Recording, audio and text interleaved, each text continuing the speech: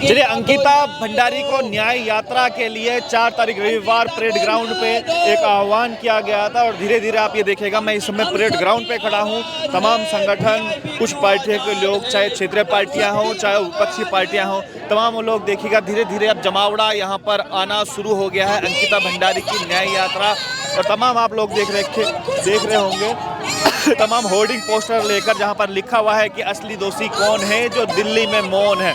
और आज सीएम आवास कूच यहां पर होगा। अभी ठीक 11 के आसपास बजे हैं और 11 बजे का आह्वान किया गया था और धीरे धीरे आप ये देखिएगा भीड़ अब शुरू हो गई है और धीरे धीरे करके काफ़ी लोग जो हैं वो भीड़ आप देख रहे होंगे बढ़े ही जा रही है। और तमाम ये नहीं, खाली देहरादून से, तमाम उत्तराखंड से यहाँ पर लोग आने धीरे धीरे करके इकट्ठे हो गए। नमस्कार मैडम, यहाँ पर नरेंद्र से पुष्पा रावत भी पहुँची है। मैडम, क्या लग रहा है आज फिर से 3 साल बाद, 3 साल बाद फिर से अंकिता भंडारी की आवाज़ सड़कों पर गूंज रही है, लेकिन वीआईपी का पता नहीं चल पा रहा है। हम देख रहे हैं कि बार बार कभी किसी वीआईपी का नाम आ रहा है, कभी किसी वीआईपी का नाम है, लेकिन इस बार जो दुष्यंत गौतम है उन पर भी एक नाम आया है, लेकिन अभी तक जो है सरकार मौन है जो सीबीआई जांच की मांग करे। किस तरीके से देखते हैं आप? देखिए, 3 साल आज हो चुके हैं और फिर भी आज भी हम ये परेड ग्राउंड में खड़े होकर ये नारे लगा रहे हैं कि अंकिता हम शर्मिंदा है, तेरे कातिल जिंदा है। क्योंकि कहीं ना कहीं जो मामला 3 साल बाद दोबारा जो जनता के संज्ञान में आया है, उनको लाने वाला कोई उनका दुश्मन नहीं, कोई विपक्ष का नेता नहीं, उनके पार्टी की जो नेत्रियां हैं वो इस बात का खुलासा कर रही हैं। और उन्होंने बहुत बड़े नेताओं का नाम है, जिसमें सबसे बड़ा नाम दुष्यंत कुमार गौतम का है। इसलिए बीजेपी जो है सीबीआई की जांच कराने से कहीं ना कहीं हिचक रही है। उनकी ये हिचकिचाहट साफ दिखाती है कि कहीं ना कहीं उनकी पोल पट्टी साफ तौर पे ना खुल जाए, इसलिए वो सीबीआई की जांच नहीं कर रहे। एक जो मैं कह रहा था कि जो शक उत्पन्न हो रहा है, जो क्वेश्चन मार्क बार बार लग रहा है कि भारतीय जनता पार्टी जिनकी सरकार इस समय है, क्यों सीबीआई जांच नहीं कराना चाहती? क्या इसके पीछे यही कारण तो नहीं कि उनके सत्ता पक्ष के लोग वहां पर हैं? क्या यही कारण तो नहीं जो सीबीआई को नहीं लाना चाहते? क्योंकि तमाम जो भाजपा की नेत्रियां आप देख रहे होंगे, अगर सबसे पहले नाम आता है कि अंकिता भंडारी, जहां पर वो क्राइम सीन था, वहां पर बुलडोजर किसके द्वारा चलाया गया, तो वहां पर भाजपा नेत्री का नाम सामने पर आता है। ऐसी क्या कुछ जल्दबाजी थी? मैडम, क्या लग रहा है कि जो शक उत्पन्न हो रहा है, जो क्वेश्चन मार्क हो रहा है, यही कारण हो सकता है कि इसमें भाजपा के बहुत से बड़े बड़े नेताओं का नाम शुमार हो सकता है? निश्चित तौर पर जो नाम लिया गया है, यदि ऐसा नहीं होता तो भाजपा के लोग इस तरीके से बचते नहीं, सीबीआई की जांच होती। इतना बड़ा जो हंगामा है, विपक्ष की इतनी बड़ी मांग और जनता की मांग पर जरूर सुनवाई होती। इसलिए ये सुनवाई नहीं हो रही क्योंकि दुष्यंत कुमार गौतम ही और उनके बड़े बड़े नेता भी कहीं ना कहीं इसमें संलिप्त हैं। और आप देखेंगे कि जो जेल में बंद है, उनकी भी फांसी की मांग को लेकर के, उनकी पीड़िता की जो माँ थी, उनकी भी ये मांग थी और जनता की ये भावना थी कि उनको फांसी की सजा दे। तो कहीं ना कहीं पुलकित आर्या को भी जो फांसी की सजा नहीं दी है, वो इन्हीं बड़े बड़े नेताओं का नाम दबाने के लिए नहीं की है। और आप देखेंगे जिस तरह कुलदीप सैगर को इन्होंने उम्र कैद की सजा सुनाई थी, वो आज बाहर आ गया। निश्चित ही अगर दोबारा भाजपा रिपीट होती है इस प्रदेश के अंदर, तो पुलकित आर्या भी छूटेगा। चलिए, ऐसा नहीं है कि यहाँ पर केवल विपक्ष के ही लोग हैं या किसी संगठन के लोग हैं, यहाँ पर तमाम वो लोग सामने पे आपको देखने को मिलेंगे। संदीप भाई भी हमारे साथ है। संदीप भाई, मैं देख रहा हूँ धीरे धीरे करके भीड़ भी आ रही है और ये खाली कांग्रेस में नहीं है या जो अन्य संगठन उनमें नहीं है, यहाँ पर जो भाजपा के अंदर लोग भी हैं उनमें भी रोष है। आप देख रहे होंगे लगातार इस्तीफे का दौर भी जारी है। सबसे पहले तो मैं आप विजय पथ को विशेष धन्यवाद करूंगा। अंकिता भंडारी के आप प्रकरण को पहले दिन से देखें। मेरा मानना है कि 17-18 तारीख की ये घटना है। 17-18 तारीख की घटना में अंकिता भंडारी के प्रकरण में सबसे पहले जिस न्यूज़ चैनल ने, जिस व्यक्ति ने अपने प्राणों की बाजी लगाकर सत्ता से लड़ने का जो काम किया था, वो विजय आप थे। मैं आप सबका धन्यवाद करता हूं, आपकी पूरी टीम का धन्यवाद करता हूं। फिर मैं दूसरी बात आपके माध्यम से कहना चाहता हूं, सरकार अंकिता भंडारी के प्रकरण में पहले दिन से न्याय व्यवस्था के खिलाफ है। लगातार सरकार जन भावनाओं को दरकिनार करने का काम कर रही है। 18 के आसपास अंकिता गायब होती है, 23-24 के आसपास उसकी लाश बैराज पे मिलती है। एक ही मांग पूरी प्रदेश की जनता करती है, सीबीआई जांच की। क्या करती है बीजेपी? उनकी विधायिका जाती है, वहां बुलडोजर चला के सबूत मिटाने का काम करती है। और तब दुर्भाग्य है जब 2026 में फिर लोग सड़कों पर हैं, 10 दिन से पूरा प्रदेश सड़कों पर है। लेकिन एसआईटी में वीआईपी का और बुलडोजर का जिक्र क्यों नहीं है? आप 500 पन्नों की जो चार्जशीट अंकिता प्रकरण में पढ़ेंगे, उस पूरी चार्जशीट में कहीं भी वीआईपी पहलू पर कोई जांच नहीं हुई, जबकि अंकिता की चैट में विजय जी स्पष्ट था कि कोई ना कोई वीआईपी है। और जब उर्मिला सनावर ने खोल दिया है कि वो वीआईपी दुष्यंत गौतम हैं, तो क्या कारण है कि प्रदेश के मुख्यमंत्री अब तक मौन है? धामी जी, आपकी चुप्पी दुष्यंत गौतम को संरक्षण देने का काम कर रही है। अब क्या लग रहा है कि अब सड़कों पे दोबारा से लोग हैं, अब सीबीआई होके रहेगी कि वही, क्योंकि सरकार तो उन्हीं की है, फैसला उन्हीं को लेना है? नहीं विजय, अब ये न्याय की लड़ाई नहीं रुकेगी। ये सत्ता को पाने का संघर्ष नहीं है। ये जो चेहरे आप देख रहे हैं, ये भीड़ से पैसे से लाए हुए चेहरे नहीं हैं।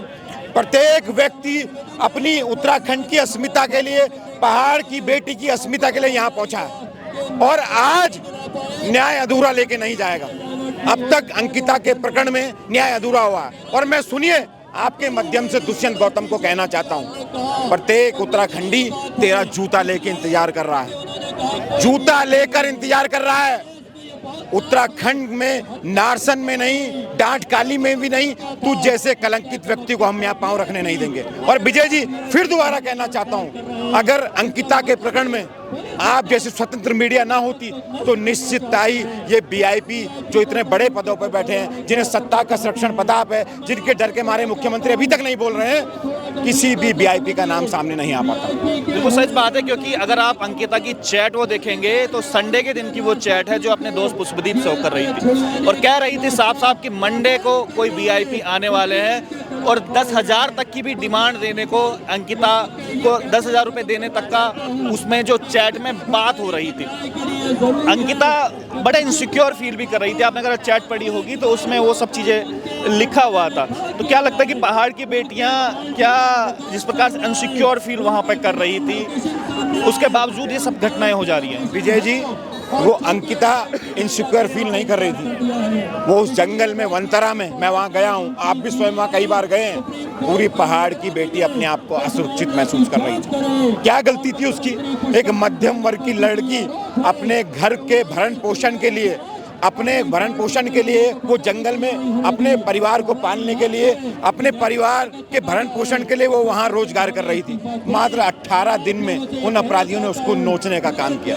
विजय जी, दुख होता है, पीड़ा होती है, और उससे भी ज्यादा पीड़ा तब होती है जब हमारे प्रदेश में चुने हुए सत्ताधारी नेता, जब हमारे ही प्रदेश के सत्ताधारी नेता उसको संरक्षण देने का काम करते हैं। आपके माध्यम से एक आखिरी बात और कहना चाहता हूँ, मैं वीआईपी को खासकर ये बात कहना चाहता हूँ, अंकिता कोई न्यायालय में रखी फाइल नहीं है, उसको हम दबने नहीं देंगे। वो हमारी अस्मिता का सवाल है, उत्तराखंडियत का सवाल है, हमारी उम्मीद है, हमारी आस है। मैं फिर कह रहा हूँ आपको, ये लड़ाई अंकिता को न्याय दिलाने की शुरुआत है, ये लड़ाई यहाँ थमेगी नहीं। इस प्रदेश में मुख्यमंत्री जी, आपको आज सीबीआई जांच की घोषणा करनी पड़ेगी, साथ ही साथ दुष्यंत गौतम को दिल्ली में गिरफ्तार कराना पड़ेगा। अगर विजय जी ऐसा नहीं होता है तो ये संघर्ष आज रुकने वाला नहीं है। और यकीन मानिए, अगर अंकिता को न्याय दिलाने के लिए इस प्रदेश को नेपाल बनाना पड़ा तो निश्चित ही इसको नेपाल बनाने का काम भी हम करेंगे। ये रोज आप साफ तौर पर देख सकते हैं, ये रोज कोई आज का रोज नहीं है, वो रोज 3.25 साल का रोज है जिस दिन अंकिता गायब हुई थी। तमाम आज लोग दोबारा से उर्मिला सनावर के प्रकरण से जो कंट्रोवर्सी उत्पन्न हुई थी, आप देखिएगा दोबारा से आज रविवार 4 जनवरी को दोबारा से सारे लोग उत्तराखंड से यहाँ पर सड़कों पर है, और केवल देहरादून से ही नहीं, पूरे प्रदेश भर से आप देखेंगे तो पूरे प्रदेश भर से आज लोग यहाँ पर जमा बड़ा हुआ है। दिल्ली से भी कई लोग यहाँ पर आए हैं। ये देखिएगा धीरे धीरे वो चेहरे तमाम आप देखिएगा जो अंकिता भंडारी को न्याय दिलाने की यात्रा में यहाँ पर आ पाए हैं। ये देखिएगा, चलिए हमारे साथ आशीष नेगी भी हैं। आशीष भाई, आप तो शुरुआत से देख रहे हैं अंकिता भंडारी का मुद्दा 3.25 साल तकरीबन आज हो गए हैं, आज भी लोग सड़कों पर हैं। क्या मंशा लग रही है सरकार की? भाई एक छोटा सा मामला जहां पर प्रॉपर्टी का कोई विवाद होता है उसके लिए सीबीआई जाती है, लेकिन ये नेशनल के इंटरनेशनल मामला है और हर उत्तराखंडी ये चाहता है हमारी बेटी को इंसाफ, लेकिन सीबीआई नहीं आ पा रही है। देखिए ऐसा है, हम तो पहले से मांग कर रहे थे, हम भी कहीं ना कहीं जब नाम निकल के आया नहीं, कहीं पुलिस ने जांच नहीं की तो हमारी आवाज़ भी कम पड़ गई। पर आज जिस तरह से बीजेपी के अंदर से ही नेता का नाम निकल के आ रहा है और जिस तरह से बीजेपी के अन्य नेता संरक्षण करने का काम कर रहे हैं, अगर ईमानदार होते तो बोलते ये है उस व्यक्ति का फ़ोन, दुष्यंत कुमार गौतम का फ़ोन, और सौंपते सीबीआई को, बोलते हमने कुछ गलत नहीं किया है, हमारा नेता जो है वो आरोपी नहीं है, वो साफ छवि का है। तो कोई नहीं, मैं करता हूँ, अभी करता हूँ। तो वो अपने नेता को बचा सकते थे उनका फ़ोन देकर, बोलते जांच बिठाइए, उससे उनकी सत्ता पे जो दाग है वो नहीं पड़ते। पर आज जिस तरह से बचाया जा रहा है, ये कंफर्म हो गया है, ये कंफर्म हो गया है कि वही व्यक्ति है। और सुरेश राठौड़ ने ऑडियो में एक चीज़ बोली थी कि ये पहाड़ी नहीं छोड़ेंगे, वास्तव में नहीं छोड़ेंगे, हम नहीं छोड़ेंगे। हम प्रदेश बनाने के दल से हैं, खून बहाना हमारी फितरत है, हमारे 42 लोग खत्म हुए, आज तक हमारे शहीदों को न्याय नहीं मिला है, ये क्या अंकिता को न्याय दिलाएंगे? इसके लिए हमें ताकत बन के उभरना पड़ेगा। अगर आज ये सीबीआई जांच नहीं होती है, अभी ये सीबीआई जांच नहीं होती है, वो फ़ोन जब हमारी गिरफ्तारी होती है हमारा फ़ोन सीज हो जाता है, हमारी जांच निकल के सामने आ जाती है, ठीक है? इनका भी करिए, नहीं होगा व्यापक आंदोलन होगा। अंकिता पूरे देश से बीजेपी का सुपड़ा साफ कर देगी। अगर जांच नहीं हुई, दोषी को सजा नहीं हुई, तो सत्ता को बहुत बड़ा झटका झेलना पड़ेगा। ये कभी नहीं उबर पाएंगे, कभी नहीं उबर पाएंगे। अच्छा, सुबोध उनियाल की प्रेस कॉन्फ्रेंस होती है, उसमें वो कहते हैं कि आप सबूत लेके आइएगा, हम कार्रवाई करते हैं, उसे किस तरीके से देखते हैं? सुबोध उनियाल की पढ़ाई कितनी हुई है, कितनी मानसिक स्थिति क्या है, एक बार उनकी जांच होनी चाहिए। सबूत जुटाना क्या जनता का काम है? सबूत जुटाना पुलिस का काम है, सीबीआई का काम है। ऐसे ऐसे अनपढ़ जाहिलों को अगर आप लोगों ने आगे कर दिया है, वो तो इस तरह की निराधार बात करेंगे। वो सुबोध उनियाल जो एक ठेके को उस लोकतंत्र के पवित्र मंदिर में डिफेंड कर रहा था कि मेरे लोग मरते थे, 6 लोगों की शराब लेने के लिए मृत्यु हो गई थी, तो मैंने ठेका खोलवा दिया। ऐसे व्यक्ति से आप क्या उम्मीद कर सकते हैं? ये भ्रष्टाचारी लोग हैं, ये सोच रहे हैं कि सत्ता शायद इनकी हमेशा रहेगी।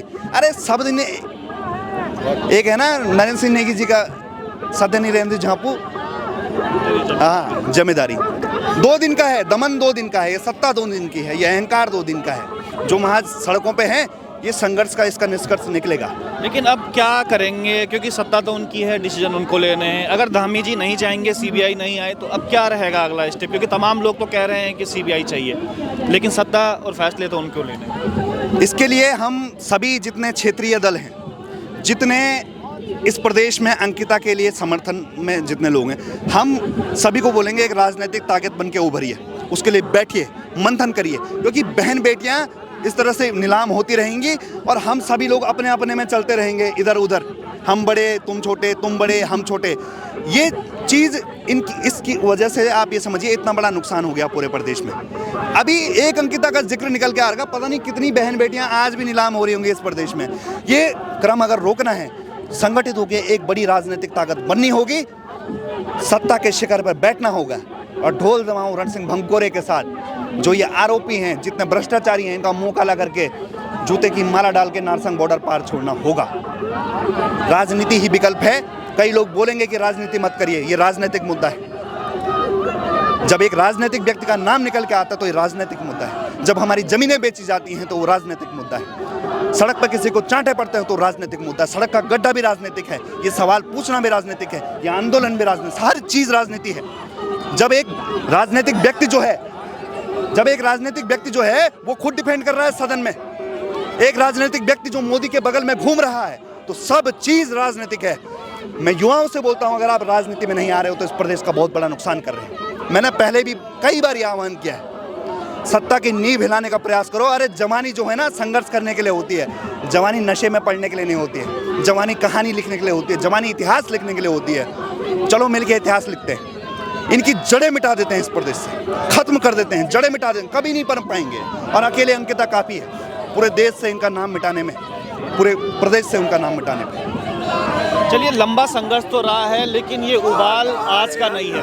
ये वो उबाल 3.25 साल का उबाल है। ये उबाल वो है जो अभी तक वीआईपी का जो नाम है वो सामने पे नहीं है। ये उबाल वो है जो सीबीआई जांच की मांग पहले दिन से चल रही थी, अभी तक सरकार वो सीबीआई नहीं दे पाई। वो ये उबाल वो है जो बुलडोजर किसने चलाया, उसका नाम सामने आने के बावजूद भी उन पर कोई कार्रवाई नहीं हो पाती। तो ये उबाल आज ये सड़कों पर आप ये देखेगा। अभी थोड़ी देर पहले जब हम लोगों ने शुरू किया था यहाँ पर आपको दिखाना। उस समय कम भीड़ थी, लेकिन धीरे धीरे करके आप देखिएगा तमाम भीड़ आपको धीरे धीरे और नज़र आएंगी। ये वही परेड ग्राउंड है जहाँ पर सीबीआई आई है, जहाँ पर सीबीआई के लिए सरकार ने मोहर लगाई है। ये वही परेड ग्राउंड है जहाँ पर तमाम छात्र इकट्ठा हुए थे, जहाँ लगातार जो पेपर लीक हो रहे थे, लेकिन छात्रों के आंदोलन ने बताया है कि सीबीआई किस तरीके से उत्तराखंड में आती है। आज फिर से सीबीआई जांच को लेकर तमाम उत्तराखंड के लोग यहाँ पर इकट्ठे हुए। मैं अपने कैमरामैन को कहूँगा जरा एक बार घुमाइएगा, आपको यहाँ पर ये उत्तराखंड के लोग नजर आएंगे।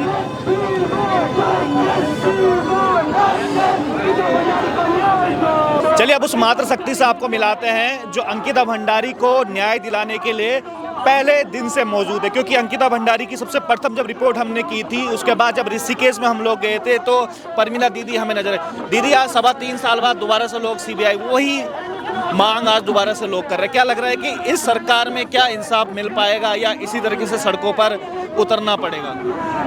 पहले तो मैं आपका विजय पथ का बहुत बहुत धन्यवाद करना चाहती हूँ कि आप हमसे सुनना चाह रहे हैं। देखिए 18 सितंबर 2022 की घटना है। अगर ये सरकार सच में बेटियों की सुरक्षा की बात करती, बेटियों की हितों की बात करती, तो शायद इसमें न्याय मिल चुका होता। उसके बाद देखिए आप तमाम प्रदेश के अंदर घटनाएं घटी है। अगर इस समय पे रहते हुए उसको न्याय देते तो शायद ये घटनाएं ना घटती। और ये आज जो कार्यक्रम हो रहा है ये तमाम देहरादून की महिलाओं के आह्वान पे हो रहा है। और आज हमने ये एक छोटा सा आह्वान किया है, इसको लेकर अभी हम लोग जंतर मंतर भी जाएंगे। अगर धामी जी से हम निवेदन करना चाहते हैं कि समय रहते आप करिए, इसमें वीआईपी का नाम बताइए, सीबीआई की जांच करिए, और नहीं करोगे तो बहुत बड़े आंदोलन के लिए हम लोग दिल्ली कूच करेंगे। अच्छा दीदी, ऐसा क्यों हो रहा है कि हर चीज के लिए आंदोलन करना पड़ रहा है? भाई अंकिता हमारी बेटी, पहाड़ की बेटी, कोई बहुत बड़ी बात नहीं थी वीआईपी या सीबीआई की जांच करवाना, लेकिन उसके बावजूद भी सड़कों पर लोगों को आना पड़ रहा है। देखिए सरकार की मानसिकता ठीक नहीं है, और इस प्रदेश में आपने देखा होगी इन राष्ट्रीय पार्टियों ने कभी भी इस प्रदेश की हित की बात नहीं करी है। अगर ये इनकी सोच इस पर्वतीय क्षेत्र के लिए होती तो शायद ये नौबत नहीं आ रही होती। आप देखें हर चीज में राजनीति हो रहा है, हर चीज में राजनीतिक मुद्दा बन रहा है, चाहे वो बच्चों का बेरोजगार सवाल हो, चाहे वो नशा मुक्ति का सवाल हो, चाहे स्वास्थ्य सेवाओं का होगा। आप देख रहे हैं कि प्रदेश की बहुत ज्यादा दुर्दशा हो चुकी है, और हम लोगों से आह्वान करते हैं कि आप लोग आइए, तन मन धन से जुड़िए और उखाड़ फेंकेंगे हम इस सरकार को। ये हमने निर्णय ले लिया है।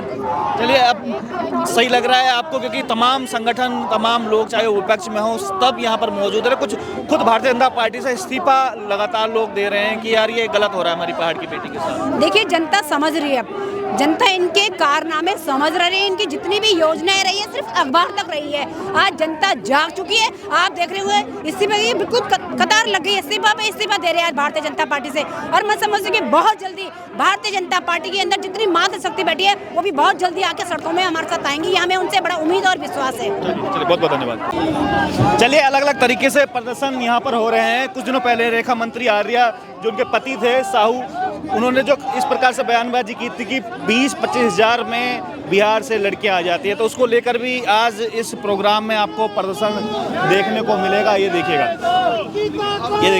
तमाम लोग, आप देखिएगा आज ये घड़ा लेकर जिसमें लिखा हुआ 25,000 साहू और धामी के पापों का घड़ा यहाँ पर जो है वो लेके आ रहे हैं। ये देखिएगा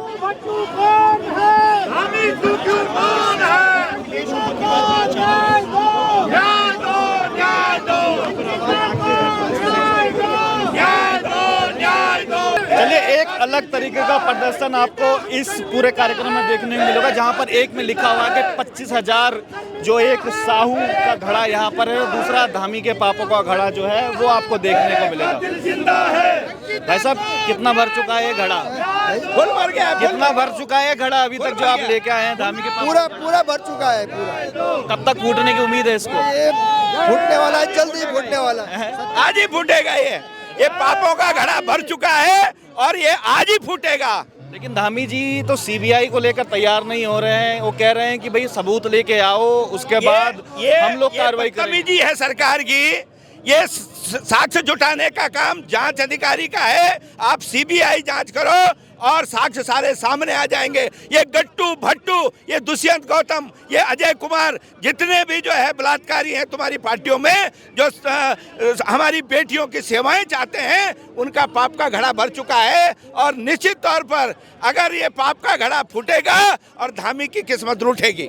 अच्छा, क्या कारण आपको लग रहा है कि तमाम उत्तराखंड का हर व्यक्ति ये चाहता है कि वीआईपी का नाम सामने पे आए, हर उत्तराखंड ये चाहता है कि सीबीआई जांच हो, लेकिन उसके बाद सरकार टस से मस नहीं हो रही है? क्या लग रहा है आपका कारण? ये बलात्कारियों की सरकार है, ये महिला विरोधी सरकार है, ये जो इनके बड़े बड़ी पहुंच वाले जो वीआईपी हैं उनको बचाने के लिए सरकार जनता से कहती है कि आप साक्ष्य लाओ। ये बहुत दुर्भाग्यपूर्ण है। अरे जनता साक्ष्य लाएगी, साक्ष्य वो विधायक बताएगी जिसने वहां पर जो है बनंतरा पे जो है डोजर चलाने का काम किया। अरे उस विधायक को पूछो कि साक्ष्य कौन है, कौन था वो वीआईपी जिसको बचाने के लिए तुमने जो है ये डोजर चलवाया। और इतना सब कुछ उर्मिला ने जो बताया, उसके बाद उनकी पूछताछ नहीं हो रही है, उनकी जांच नहीं हो रही है। जनता को पूछा जा रहा है कि तुम सबूत दो। अरे तुम इस्तीफा दो और सबूत हम देंगे।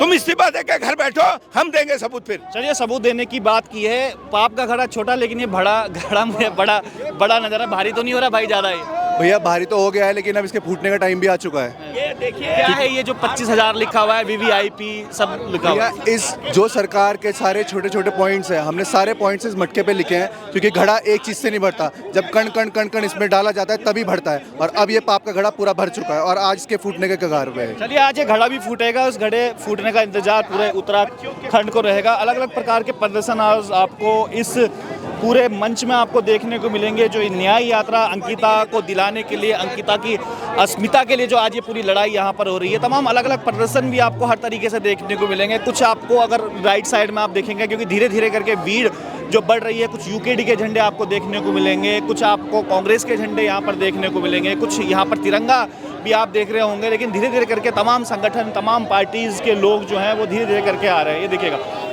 आज का ये माहौल आपको मैं पूरा दिखा रहा हूँ, क्योंकि ये देखिएगा। और अब नहीं देर करो, मुख्यमंत्री को घेर लो, इस प्रकार के जो पोस्टर आप देखने को मिलेंगे। राम कंडवाल जो है यहाँ पर लगातार जो है